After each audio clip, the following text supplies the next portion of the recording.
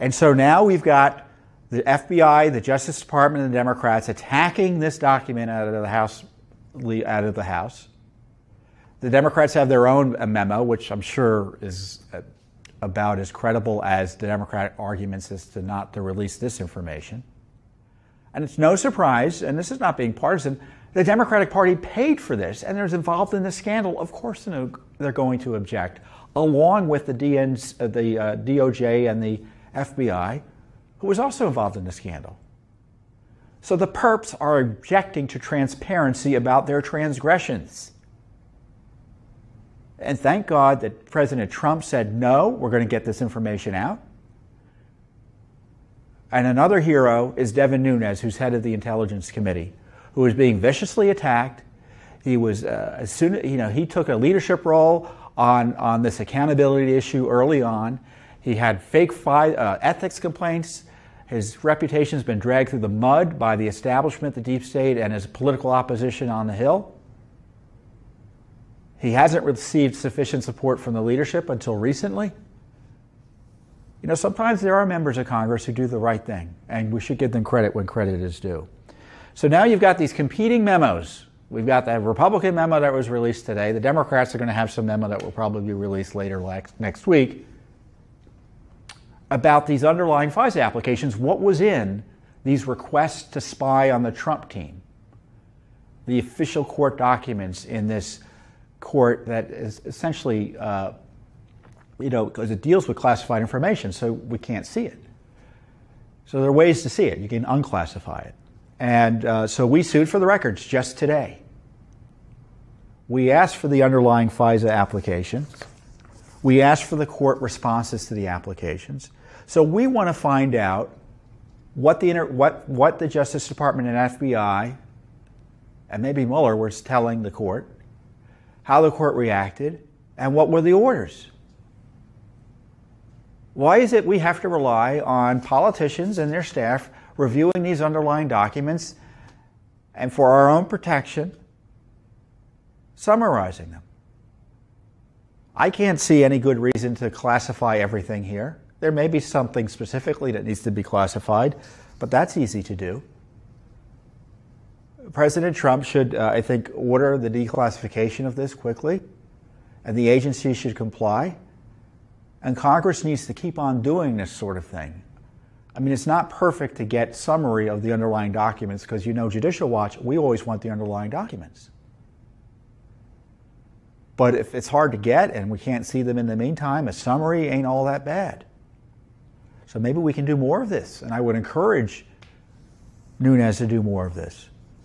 This is a major issue, and as I said, it's a devastating blow to the Mueller operation.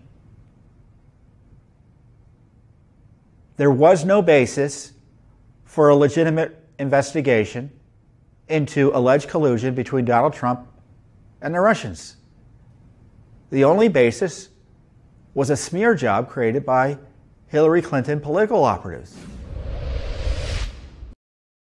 The DOJ releasing more than 400 pages of FISA documents. Although heavily redacted, they do reveal that the anti-Trump dossier was not just a major factor, it was source number one in the warrants for surveillance of former Trump campaign advisor Carter Page. Here to react, Fox News contributor and former federal prosecutor Andrew McCarthy. We are really looking forward to hearing your perspective. You have now devoured the documents. What is your takeaway? I'm really embarrassed because I told people for months that this could never, ever happen.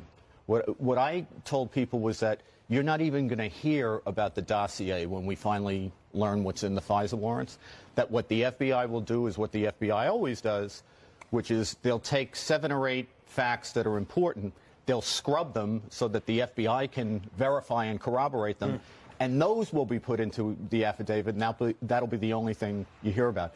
When you read this thing, it's astonishing.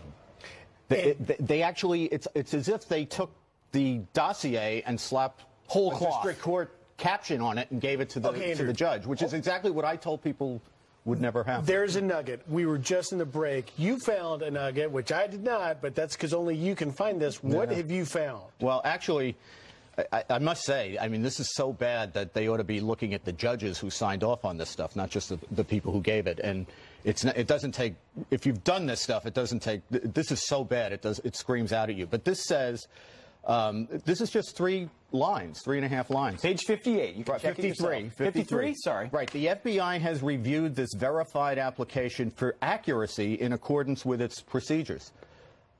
They haven't verified it, and it's not accurate.